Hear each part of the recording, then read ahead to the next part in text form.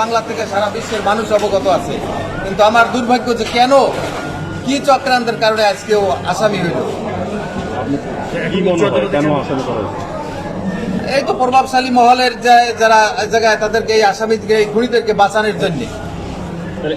বাঁচানোর জন্যই ওকে আসামি করা হয়েছে। কেন ওই প্রত্যক্ষদর্শী এবং ও এই সবকিছু দেখছে, জানে শুনে এবং ও প্রতিহত করার চেষ্টাও করছে। তাহলে ও যদি সাক্ষী দেয় তাহলে কেউ পার পাবে না। এই কারণেই যেন ওর মুখ বন্ধ করার জন্য ওকে আসামি করা হয়েছে। তাহলে আপনাকে নিম্ন আদালতের রায়ের জন্য আপিল করার জন্য কি করবেন এখন? হ্যাঁ, আমি অবশ্যই উচ্চ আদালতে আপিল করার জন্য আমার স্যার যে সিদ্ধান্ত নাই ওইটাই আমি উপনীত হবো ইনশাল্লাহ।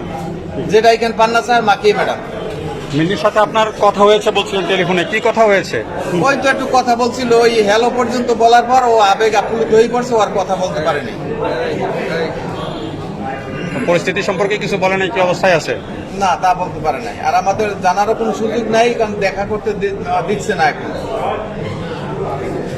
হয়তো আছে, খুব কষ্টই আছে আমি যেটা মনে করি। ওকে, থ্যাংক ইউ।